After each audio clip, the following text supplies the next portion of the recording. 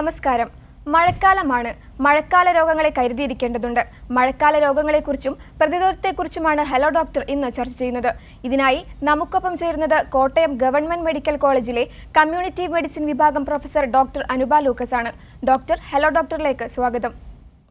നമസ്കാരം ഡോക്ടർ, മഴക്കാലത്തോടൊപ്പം എത്തുന്ന പ്രധാന രോഗങ്ങൾ ഏതെല്ലാം രോഗങ്ങളെ കരുതിയിരിക്കേണ്ടതുണ്ട്? മഴക്കാലത്ത് കാണുന്ന രോഗങ്ങളെ നമുക്ക് പ്രധാനമായും മൂന്നായി തരംതിരിക്കാം. ഒന്ന്, ജലത്തിൽ കൂടെ പകരുന്ന വയറിളക്ക രോഗങ്ങൾ, അതായത് ഛർദിയുടെ കൂടെയോ അല്ലാതെയോ വരുന്ന വയറിളക്ക രോഗങ്ങൾ. രണ്ടാമത്, ജലത്തിൽ കൊതുക് പെരുകുന്നത് കൊണ്ടുണ്ടാകുന്ന കൊതുകുജന്യ രോഗങ്ങൾ, ഡെങ്കിപ്പനി, ചിക്കൻ ഗുനിയ പോലുള്ള കൊതുകുജന്യ രോഗങ്ങൾ. മൂന്നാമതായി, മലിനജലവുമായി സമ്പർക്കത്തിലൂടെ ഉണ്ടാകുന്ന ലെപ്റ്റോസ്പൈറ അല്ലെങ്കിൽ എലിപ്പനി എന്ന രോഗം. ഈ മൂന്ന് കാറ്റഗറിയിലാണ് മഴക്കാല സംബന്ധമായി കൂടുതൽ കരുതൽ ആവശ്യമുള്ള രോഗങ്ങൾ ഉള്ളത്. ഡോക്ടർ, മഴക്കാല രോഗങ്ങളെ എങ്ങനെ പ്രതിരോധിക്കാം? ഡെങ്കിപ്പനി, ചിക്കൻ ഗുനിയ, എലിപ്പനി തുടങ്ങിയ വൈറൽ പനികൾ, വയറിളക്ക രോഗങ്ങൾ, മറ്റു പകർച്ചവ്യാധികൾ തുടങ്ങിയവയുടെ പ്രതിരോധം എങ്ങനെയെല്ലാമാണ്? ഞാൻ നേരത്തെ പറഞ്ഞ പോലെ മൂന്ന് തരത്തിലാണല്ലോ ഈ രോഗങ്ങൾ ഉള്ളത്. അപ്പൊ അതിന്റെ പ്രതിരോധവും അതുപോലെ അതിന്റെ റിലേറ്റഡ് ആയിട്ടുള്ളതാണ്. ഏറ്റവും ആദ്യമായി നമ്മൾക്ക് ജലത്തിൽ കൂടെ പടരുന്ന രോഗങ്ങളെ പറ്റി സംസാരിക്കാം. അത് മെയിൻ ആയിട്ടും വയറിളക്ക രോഗങ്ങളും കരളിന് വരുന്ന വീക്കം അല്ലെങ്കിൽ ഹെപ്പറ്റൈറ്റിസ് എന്ന് വിളിക്കുന്ന മഞ്ഞപ്പിത്തം ഒരു ലക്ഷണമായിട്ടുള്ള ഹെപ്പറ്റൈറ്റിസ്, ഈ രോഗങ്ങളെയാണ് നമ്മൾ പ്രത്യേകമായി ശ്രദ്ധിക്കേണ്ടത്. ഇതിന് ഏറ്റവും അത്യാവശ്യമായിട്ട് ചെയ്യേണ്ടത് നമ്മുടെ കുടിവെള്ളം ശുദ്ധിയാക്കി വെക്കുക എന്നുള്ളതാണ്. അത് കുടിവെള്ളത്തിന്റെ സ്രോതസ് തൊട്ട് നമ്മൾ ശ്രദ്ധിക്കണം. നമ്മുടെ വീട്ടിലേക്കുള്ള കുടിവെള്ളം കിണറ്റിൽ നിന്നാണ്, അല്ലെങ്കിൽ ടാങ്കിൽ നിന്നാണ്, അല്ലെങ്കിൽ ഒരു പബ്ലിക് ടാങ്കിൽ നിന്നാണെങ്കിൽ അത് സമയാസമയങ്ങളിൽ ക്ലോറിനേറ്റ് ചെയ്യുന്നുണ്ടോ, അതിന്റെ പരിസരം ശുചിയായി സൂക്ഷിക്കുന്നുണ്ടോ, ഇതൊക്കെ നമ്മൾ ശ്രദ്ധിക്കേണ്ടതാണ്.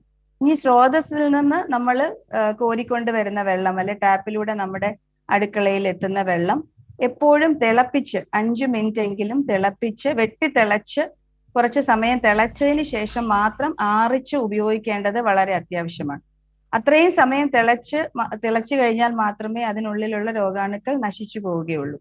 അപ്പൊ സ്രോതസ്സുകൾ ക്ലോറിനേറ്റ് ചെയ്യണം, അല്ലെ പരിസരം വൃത്തിയായി സൂക്ഷിക്കണം. അതുപോലെ തന്നെ കുടിവെള്ളം തിളപ്പിച്ച്, അല്ലെങ്കിൽ ഫിൽട്ടർ ആണ് ഉപയോഗിക്കുന്നതെങ്കിൽ ഫിൽട്ടറുകൾ കൃത്യമായി സർവീസ് ചെയ്ത് ഫിൽറ്ററിംഗ് കറക്റ്റായിട്ട് നടക്കുന്നുണ്ടെന്ന് ഉറപ്പാക്കി അങ്ങനെയുള്ള വെള്ളം മാത്രമേ നമ്മൾ കുടിക്കാൻ പാടുള്ളൂ. അതുപോലെ തന്നെ നമ്മുടെ ഭക്ഷണം, ശുചിയായിട്ടുള്ള ഭക്ഷണം, അപ്പോൾ പാകം ചെയ്യുന്ന ഭക്ഷണം ചൂടോടെ കഴിക്കുക. കഴിയുന്നതും പുറത്തുനിന്ന് ഭക്ഷണം ഒഴിവാക്കാൻ പറ്റാത്ത സാഹചര്യങ്ങളിൽ നല്ല വൃത്തിയുണ്ട് എന്ന് ഉറപ്പുള്ള സ്ഥാപനങ്ങളിൽ നിന്ന് മാത്രം ഭക്ഷണം കഴിക്കുക. ഇതൊക്കെയാണ് ജലത്തിലൂടെയും ആഹാരത്തിലൂടെയും പകരുന്ന ഹെപ്പറ്റൈറ്റിസ്, വയറിളക്കം, ടൈഫോയിഡ് തുടങ്ങിയുള്ള രോഗങ്ങൾക്കെതിരെ ചെയ്യാവുന്ന പ്രതിരോധ നടപടി. രണ്ടാമതായിട്ട്, കൊതുകിൽ കൂടെ പടരുന്ന രോഗങ്ങൾ, ഡെങ്കി, ചിക്കൻ ഗുനിയ പോലുള്ള രോഗങ്ങൾ. അത് നമുക്ക് എല്ലാവർക്കും അറിയാം. ചെറിയ സോഴ്സുകൾ, അതായത് ചിരട്ട, പൊട്ടിയ പാത്രങ്ങള്, പൊട്ടിയ പ്ലാസ്റ്റിക്, അതിലൊക്കെ കെട്ടിക്കിടക്കുന്ന ശുദ്ധജലത്തിലൂടെയാണ് ഈഡിസ് കൊതുകുകൾ പടരുന്നത്. അപ്പൊ അങ്ങനെയുള്ള ഉറവിടങ്ങൾ നമ്മുടെ ചുറ്റും, നമ്മുടെ വീടിന് ചുറ്റും അല്ലെങ്കിൽ നമ്മുടെ ജോലി സ്ഥലത്തിന് ചുറ്റും ഉണ്ടെങ്കിൽ കൃത്യമായി 10 ദിവസത്തിൽ ഒരിക്കൽ, അല്ല ആഴ്ചയിൽ ഒരിക്കലെങ്കിലും ഈ സ്രോതസ്സുകളെല്ലാം റിമൂവ് ചെയ്യുകയും നമ്മുടെ ചുറ്റും കൊതുക് വളരാനുള്ള സാഹചര്യം കംപ്ലീറ്റ് ആയിട്ട് ഒഴിവാക്കുകയും ചെയ്യുന്നതാണ് ഡെങ്കി പോലുള്ള രോഗത്തിന് എടുക്കേണ്ട പ്രതിരോധ നടപടി. മൂന്നാമതായും ഏറ്റവും അപകടകരമായ എലിപ്പനി എന്ന രോഗത്തിൽ നിന്നുള്ള പ്രതിരോധത്തിന് വേണ്ടി ചെയ്യുന്നത് മലിനജലവുമായുള്ള സമ്പർക്കം കംപ്ലീറ്റ് ആയിട്ടും ഉപേക്ഷിക്കുക എന്നുള്ളതാണ്. അതിൽ മലിനജലത്തിൽ കൂടെ നീന്തുക, മലിനജലത്തിൽ കുളിക്കുക, അത് നമ്മുടെ ദൈനംദിന ഉപയോഗങ്ങൾക്ക് വേണ്ടി മലിനജലം ഉപയോഗിക്കുക, ഇതൊക്കെ കംപ്ലീറ്റ് ആയിട്ടും അവോയ്ഡ് ചെയ്താൽ എലിപ്പനിയെ നമുക്ക് പ്രതിരോധിക്കാൻ സാധിക്കും. ഡോക്ടർ, മഴക്കാലത്ത് പകർച്ചപ്പനികളും മറ്റു പകർച്ചവ്യാധികളും തടയുന്നതിൽ പൊതുവെ ശ്രദ്ധിക്കേണ്ട കാര്യങ്ങൾ എന്തെല്ലാം? ഞാൻ പ്രതിരോധിക്കാൻ വേണ്ടി പറഞ്ഞ കാര്യങ്ങളൊക്കെ തന്നെയാണുള്ളത്. ഭക്ഷണത്തിലും വെള്ളത്തിന്റെയും ശുചിത്വം, ചുറ്റുമുള്ള കൊതുകിന്റെ സ്രോതസ്സുകൾ, ഉറവിടങ്ങൾ നശിപ്പിക്കുക, കൊതുക് കടി കൊള്ളാതെ നോക്കുക, വീടുകളിൽ നെറ്റ് അടിച്ച് കൊതുക് അകത്തേക്ക് വരാതിരിക്കാനും കൊതുകടിയിൽ നിന്ന് രക്ഷപ്പെടാനായിട്ട് ഫുൾ സ്ലീവ് ഡ്രസ്സുകൾ ധരിക്കുക, കൊതുക് റിപ്പല്ലൻസ് ദേഹത്ത് പുരട്ടുക, ഇങ്ങനെ കൊതുക് കടി കൊള്ളാതെ നോക്കുക. പിന്നെ അതുപോലെ തന്നെ മലിനജലവുമായിട്ടുള്ള സമ്പർക്കം ഉപേക്ഷിക്കുക. നേരത്തെ പറഞ്ഞ പോലെ ഇതൊക്കെയാണ് പ്രതിരോധത്തിന് വേണ്ടി നമുക്ക് സ്വീകരിക്കാവുന്ന മാർഗങ്ങൾ. ഡോക്ടർ, ഈ പകർച്ചവ്യാധികളുടെ ലക്ഷണങ്ങൾ എന്തെല്ലാമാണ്? എങ്ങനെ കണ്ടെത്തി ചികിത്സിക്കാം? പകർച്ചവ്യാധികളുടെ ലക്ഷണങ്ങൾ മോസ്റ്റ് ഓഫ് ദി ഇൻഫെക്ഷ്യസ് ഡിസീസസിന്റെ ലക്ഷണമാണ് പനി. അതായത് പനിയും അതിന്റെ കൂടെയുള്ള മറ്റ് സിംറ്റംസ് അനുസരിച്ചാണ് പല രോഗങ്ങൾ തമ്മിൽ വ്യത്യാസമുള്ളത്. പനിയും തലവേദനയും ഡെങ്കിപ്പനിയുടെയും ചിക്കൻ ഗുനിയയുടെയും ലെപ്റ്റോസ്പൈറോസിന്റെ എലിപ്പനിയുടെ എല്ലാം ഒരു കോമൺ ലക്ഷണമാണ്. അതുപോലെ വയറിളക്ക രോഗങ്ങൾ പനിയോട് കൂടിയും അല്ലാതെയും വരാം. ഹെപ്പറ്റൈറ്റിസിന്റെയും പനി ഒരു ലക്ഷണമാണ്. അപ്പൊ പനിയാണ് ഈ പറഞ്ഞ രോഗങ്ങൾക്കെല്ലാം കോമൺ ആയിട്ടുള്ള ഒരു ലക്ഷണം. പിന്നെ ഓരോ രോഗം അനുസരിച്ച് ലക്ഷണങ്ങൾ വ്യത്യാസം വരും. ഫോർ എക്സാമ്പിൾ, ഡെങ്കിപ്പനിക്കാണെങ്കിൽ ശക്തമായ തലവേദന, പ്രത്യേകിച്ചും കണ്ണിന് പുറകിൽ ഉണ്ടാകുന്ന ശക്തമായ തലവേദന ഡെങ്കിപ്പനിയുടെ ഒരു ലക്ഷണമാണ്. സന്ധികൾക്കുണ്ടാകുന്ന വേദനയാണ് ചിക്കൻ ഗുനിയ എന്ന രോഗത്തിന്റെ ലക്ഷണം.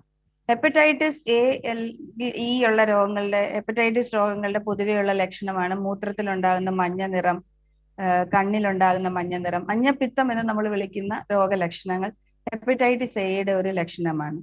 അതുപോലെ തന്നെ ഡയറിയ, വയറിളക്കം, ഛർദിൽ, ഇതൊക്കെ രോഗലക്ഷണങ്ങളാകാം.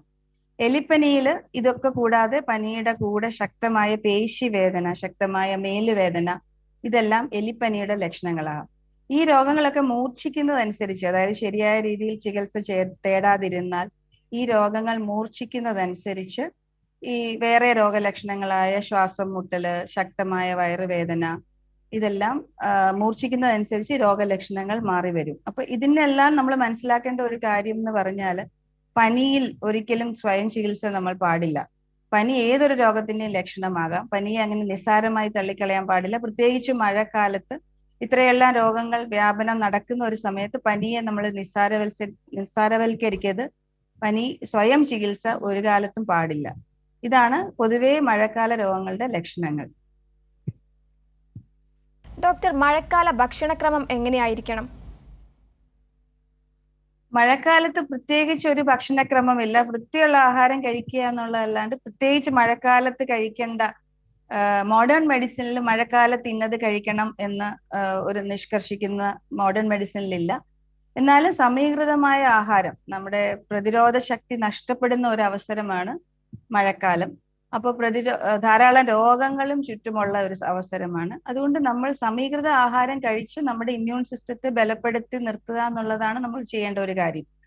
അതായത് ഇലക്കറികള്, പഴങ്ങള്, ആവശ്യത്തിന് പ്രോട്ടീൻ, ഇതൊക്കെ നമ്മുടെ ആഹാരത്തിൽ ഉൾപ്പെടുത്താൻ നമ്മൾ പ്രത്യേകം ശ്രദ്ധിക്കണം.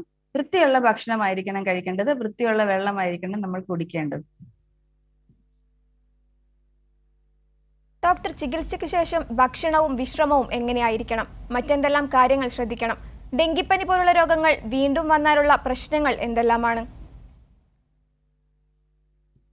ഡെങ്കിപ്പനി ആദ്യം ഒരു ചെറിയ പനിയായിട്ട് തുടങ്ങി ചില ആൾക്കാർക്കെങ്കിലും ഡെങ്കിപ്പനി മൂർച്ഛിച്ച് ഡെങ്കി ഹെമറാജിക് ഫീവർ അല്ലെങ്കിൽ ഡെങ്കി ഷോക്ക് സിൻഡ്രോം എന്ന ഡെങ്കിയുടെ തന്നെ ഗുരുതരമായ ഡെങ്കിപ്പനി ചില ആൾക്കാർക്ക് വരാറുണ്ട്. അങ്ങനെയുള്ള രോഗികൾക്ക് സാധാരണ അവർ ആശുപത്രിയിൽ പോയി മരുന്ന് വാങ്ങിച്ച് 2 ദിവസം കഴിഞ്ഞ് രോഗശമനം ഉണ്ടായി എന്ന് തോന്നി തുടങ്ങുമ്പോഴായിരിക്കും ചിലപ്പോൾ രോഗം വേറൊരവസ്ഥയിലേക്ക് മൂർച്ഛിക്കുന്നതും ചിലപ്പോൾ രോഗിക്ക് മരണം വരെ സംഭവിക്കാവുന്നത്. അങ്ങനെയുള്ളപ്പോൾ നമ്മൾ ഡോക്ടർമാർ സാധാരണ രോഗി വരുമ്പോൾ 2 ദിവസത്തെ പനിയാണെങ്കിൽ അതിന് മരുന്ന് കൊടുത്തതിന് ശേഷം രോഗത്തിന് കുറവില്ലെങ്കിൽ അല്ലെങ്കിൽ ഇന്ന ലക്ഷണങ്ങൾ ഉണ്ടെങ്കിൽ തിരിച്ച് ആശുപത്രിയിൽ വരണമെന്ന് നിഷ്കർഷിക്കാറുണ്ട്.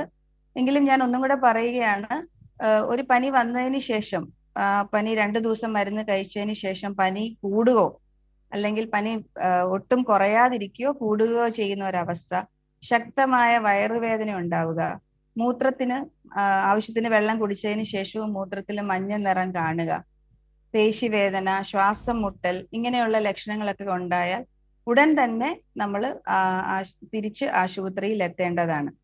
അപ്പോൾ പനിക്ക് മരുന്ന് കഴിച്ചല്ലോ, മാറിയല്ലോ എന്നൊരു ഫോൾസ് ഇതിൽ ഇരിക്കാതെ ഈ ലക്ഷണങ്ങൾ എന്തെങ്കിലും കണ്ടാൽ, അതായത് പനിക്ക് 2 ദിവസത്തെ പനിക്ക് ശേഷം ശക്തമായ വയറുവേദനയോ മൂത്രത്തിൽ മഞ്ഞ നിറം ഉണ്ടാവുകയോ ശ്വാസം മുട്ടൽ ഉണ്ടാവുകയോ ചെയ്താൽ ഒന്നുകൂടി ആദ്യം കണ്ട ഡോക്ടറെയോ അല്ലെങ്കിൽ അതിലും ഹയർ സെന്ററിലേക്ക് നമ്മൾ ചികിത്സ തേടേണ്ടത് വളരെ അത്യാവശ്യമാണ്. ഡോക്ടർ, ഈ ഡെങ്കിപ്പനി വന്നാലുള്ള ചികിത്സാ മാർഗങ്ങൾ എങ്ങനെയെല്ലാമാണ്? ഡെങ്കിപ്പനി എന്നല്ല, ഏതൊരു പനി വന്നാലും സ്വയം ചികിത്സ ഒഴിവാക്കുക എന്നുള്ളതാണ് ഏറ്റവും അത്യാവശ്യമായിട്ട് ചെയ്യേണ്ട കാര്യം. കാരണം ഓരോ പനിയും ഓരോ രോഗത്തിന്റെ ലക്ഷണമാണ്. ആ ഓരോ രോഗത്തിനും ഓരോ തരം ചികിത്സയാണ് നമ്മൾ എടുക്കേണ്ടത്. അതുകൊണ്ട് ഡോക്ടറെ സമീപിച്ചതിന് ശേഷം മാത്രം ചികിത്സ എടുക്കുക എന്നുള്ളതാണ് ഏറ്റവും പ്രധാനപ്പെട്ട കാര്യം. ഇപ്പോൾ കണ്ടുവരുന്ന ഒരു പ്രവണത NSID വിഭാഗത്തിൽപ്പെടുന്ന രോഗങ്ങൾ, അതായത് ബ്രൂഫെൻ, ഡൈക്ലോഫെനാക്, ഇതൊക്കെ പഴയ പണ്ടൊരു പനി വന്നപ്പോൾ ഉണ്ടായിരുന്ന പ്രിസ്ക്രിപ്ഷൻ കയ്യിലുണ്ടെങ്കിൽ അതേ പ്രിസ്ക്രിപ്ഷൻ ഉപയോഗിച്ച് അടുത്തുള്ള മെഡിക്കൽ സ്റ്റോറിൽ പോയി മരുന്ന് വാങ്ങിക്കുക. ഇപ്പോൾ ആന്റിബയോട്ടിക് സ്വയം എടുക്കുന്നതിനെതിരെ ഒത്തിരി നിയമങ്ങളൊക്കെ ഉണ്ട്. എങ്കിൽ പോലും സ്വയം ചികിത്സ മലയാളികളുടെ ഇടയിൽ വളരെ കോമൺ ആയിട്ടുള്ള ഒരു കാര്യമാണ്. പനിയുടെ കാര്യത്തിൽ എന്നല്ല, ഏതൊരു രോഗത്തിന്റെ കാര്യത്തിലും സ്വയം ചികിത്സ ഒഴിവാക്കേണ്ടതാണ്. എന്നാലും ഇപ്പോൾ മഴക്കാലത്ത് കാണുന്ന ആ പനികളിൽ സ്വയം ചികിത്സ ചിലപ്പോൾ വളരെ അപകടത്തിലേക്ക് നമ്മളെ നയിച്ചേക്കാം. അതുകൊണ്ട് ഏറ്റവും അത്യാവശ്യമായി ചെയ്യേണ്ടത് ഒരു ഡോക്ടറെ സമീപിക്കുക, ഡോക്ടർ പറയുന്ന ടെസ്റ്റുകൾ കൃത്യമായി ചെയ്യുക, ഡോക്ടർ നിഷ്കർഷിക്കുന്ന പോലെ ഫോളോ അപ്പ് വിസിറ്റിന് വരിക. ഇതൊക്കെയാണ് ചികിത്സ ഒരു രോഗി എന്ന നിലയിൽ നമ്മൾ ചെയ്യേണ്ടത്. ഡോക്ടർമാര് നമ്മൾ ചെല്ലുന്ന നമ്മുടെ രോഗലക്ഷണങ്ങൾ കേട്ട് ആവശ്യമുള്ള ടെസ്റ്റുകൾ ചെയ്ത് രോഗനിർണയം നടത്തി ഓരോന്നിനും കൃത്യമായിട്ടുള്ള ചികിത്സ അവർ നിർദ്ദേശിക്കുന്നത് പാലിക്കുക എന്നുള്ളതാണ് രോഗിയുടെ ഭാഗത്തു നിന്നും ചെയ്യേണ്ട കാര്യം. ഡോക്ടർ, മഴക്കാലത്തുണ്ടാകുന്ന ചർമ്മരോഗങ്ങൾ ഏതെല്ലാമാണ്?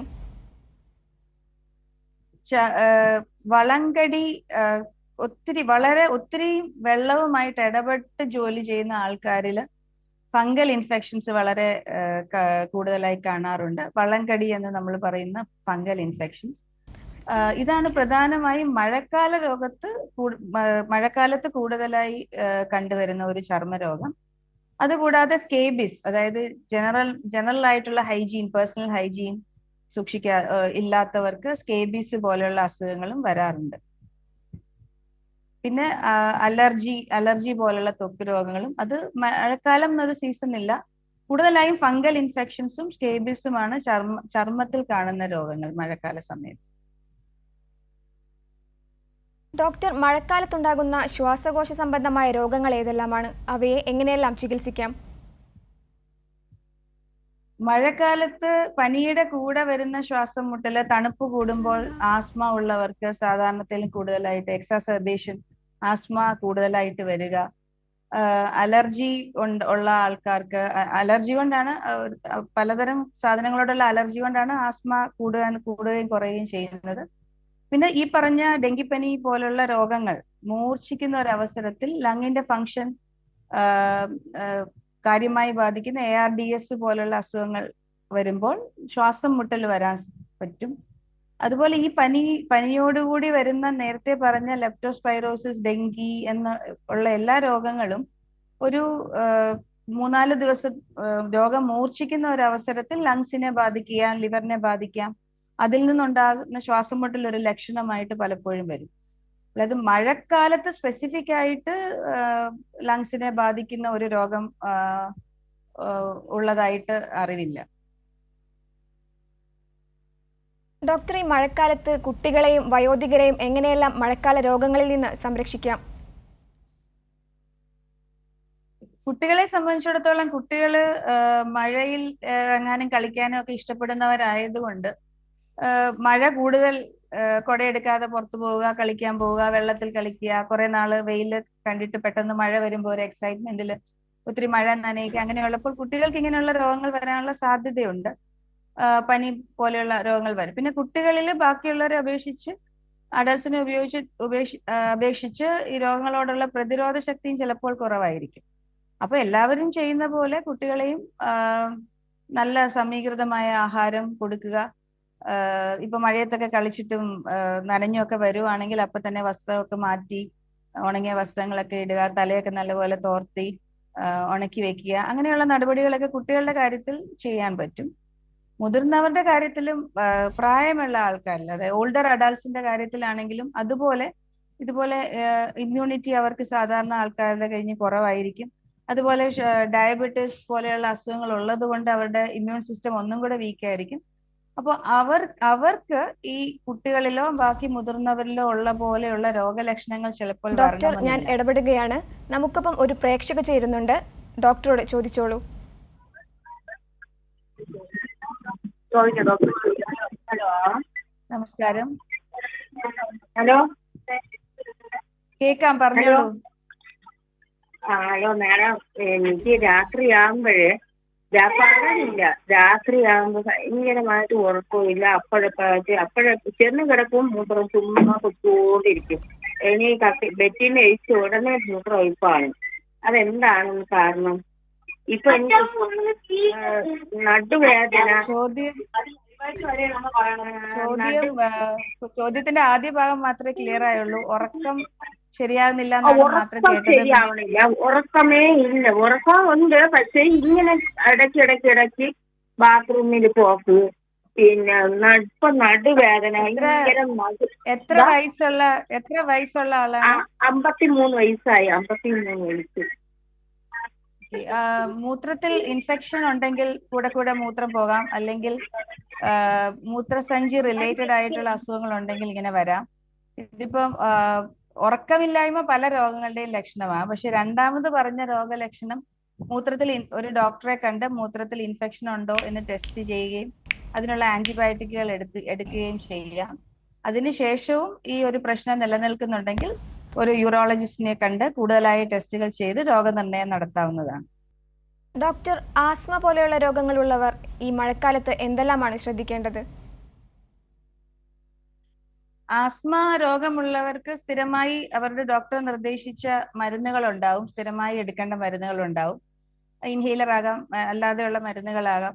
അതെല്ലാം കൃത്യമായി മഴക്കാലത്തും അതിലൊരു മുടക്കം വരാതെ കഴിക്കാൻ ശ്രദ്ധിക്കണം.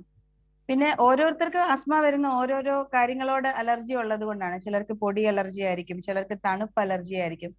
അങ്ങനെ മഴക്കാലത്ത് തണുപ്പ് അലർജി ഉള്ളവര് തണുപ്പ് കഴിയുന്നതും ഒഴിവാക്കാനായിട്ട് കാലിൽ സോക്സ് ധരിക്കുകയോ അല്ലെങ്കിൽ നല്ലപോലെ ഒരു സ്വെറ്റർ ഇട്ട് രാത്രിയിൽ കിടക്കുകയോ, അങ്ങനെ തണുപ്പിനോട് അലർജി കൊണ്ടുണ്ടാകുന്ന ആസ്മ രോഗമുള്ളവർ തണുപ്പടിക്കാതിരിക്കാനുള്ള നടപടികൾ സ്വീകരിച്ചാൽ ഒരു പരിധിവരെ ആസ്മ അറ്റാക്സ് അവോയ്ഡ് ചെയ്യാൻ പറ്റും. പിന്നെ കേരളത്തിലെ വീടുകളിൽ വളരെ കോമൺ ആയിട്ടുള്ളതാണ് മഴക്കാല സമയത്ത് ചോർച്ചയും അതിനെ തുടർന്നുണ്ടാകുന്ന ഫംഗൽ ഗ്രോത്തുകൾ, പൂപ്പല്, മുറികൾക്കുള്ളിലെല്ലാം പൂപ്പല്, നിലത്ത് തറയില് വെള്ളം ഇങ്ങനെ പനിച്ചു വന്നതിന് ശേഷം ഉണ്ടാകുന്ന ഡാംപ്നെസ്, ഇതെല്ലാം ഫംഗൽ ഗ്രോത്തിനെ സഹായിക്കുന്നതാണ്. അപ്പൊ അതിൽ നിന്നുണ്ടാകുന്ന ഈ ഫംഗസിനോട് അലർജി ഉള്ളവർക്കും ബ്രോങ്കിയൽ ആസ്മ ഈ മഴക്കാലത്ത് കൂടുതലായിട്ട് വരാനുള്ള സാധ്യത കൂടുതലാണ്. അപ്പോൾ ഈ മഴക്കാലത്തിന് മുമ്പായിട്ട് നമ്മുടെ മേൽക്കൂരയൊക്കെ ശരിയാക്കുക, ചോർച്ച ഒഴിവാക്കുക, ഫ്ലോറിംഗ് ഒക്കെ നന്നാക്കാൻ പറ്റുമെങ്കിൽ നന്നാക്കുക, തണുപ്പടിക്കുന്ന സാഹചര്യങ്ങളിൽ നിന്ന് ഒഴിവാക്കുക. പൊടി അലർജി ഉള്ളവർ അത് പൊടി ആയിട്ട് ഇടപെടണമെന്ന് നിർബന്ധമുള്ളപ്പോൾ, അതായത് അവോയ്ഡ് ചെയ്യാൻ പറ്റാത്ത സാഹചര്യങ്ങളാണെങ്കിൽ മാസ്ക് ഉപയോഗിക്കുക. ഇതൊക്കെ ആസ്മ തടയാൻ ഒരു പരിധിവരെ സഹായിക്കും. പിന്നെ ഡോക്ടർ നിർദ്ദേശിക്കുന്ന മരുന്നുകൾ കൃത്യമായി കഴിക്കുക. ഇപ്പൊ എല്ലാ ദിവസവും ആസ്മ വരാതിരിക്കാൻ വേണ്ടിയുള്ള മരുന്നുകൾ ഇൻഹേലർ രൂപത്തിൽ സ്വീകരിക്കുന്നവർ അതൊന്നും മുടക്കാതെ കൃത്യമായി അതെല്ലാം കഴിക്കുക. പിന്നെ സമീകൃത ആഹാരം, ഞാൻ പറഞ്ഞ പോലെ എല്ലാത്തരം രോഗങ്ങൾക്കും, ആസ്മ, ഇൻഫെക്ഷ്യസ്, എല്ലാ ഡിസീസസിനും ഏറ്റവും അത്യാവശ്യമായിട്ടുള്ള കാര്യമാണ് നമ്മൾ നല്ല ഭക്ഷണം കഴിക്കുക എന്നുള്ളത്, നല്ല സമീകൃത ആഹാരം കഴിക്കുക എന്നുള്ളത്. അത് നമ്മൾക്ക് സീരിയൽസിന്റെ ചോറിന്റെ അളവ് കുറച്ച്, പച്ചക്കറികളുടെ ഇലക്കറികളുടെ അളവ് കൂട്ടി, ഒത്തിരി വറുത്തതും പൊരിച്ചതുമായിട്ടുള്ള കൊഴുപ്പടങ്ങിയിരിക്കുന്ന ആഹാരം ഒഴിവാക്കി, അങ്ങനെ നമ്മുടെ ശരീരത്തിന്റെ ഇമ്മ്യൂൺ സിസ്റ്റം എപ്പോഴും രോഗപ്രതിരോധത്തിന് സജ്ജമാക്കി വെക്കുകയാണെങ്കിൽ എല്ലാത്തരം രോഗങ്ങളിൽ നിന്നും നമുക്ക് എല്ലാത്തരം രോഗങ്ങളെയും പ്രതിരോധിക്കാൻ സാധിക്കും. ഡോക്ടർ, വ്യക്തമാണ്. മഴക്കാല രോഗങ്ങളെക്കുറിച്ചും പ്രതിരോധത്തെക്കുറിച്ചുമാണ് ഇന്ന് ഹലോ ഡോക്ടർ ചർച്ച ചെയ്തത്. ഇതിനായി നമ്മോടൊപ്പം ചേർന്നത് കോട്ടയം ഗവൺമെന്റ് മെഡിക്കൽ കോളേജിലെ കമ്മ്യൂണിറ്റി മെഡിസിൻ വിഭാഗം പ്രൊഫസർ ഡോക്ടർ അനൂപ ലൂക്കസ് ആണ്. ഡോക്ടർ, നന്ദി. നമസ്കാരം. നന്ദി. ഇതോടെ ഹലോ ഡോക്ടർ പൂർണ്ണമാകുന്നു. നമസ്കാരം.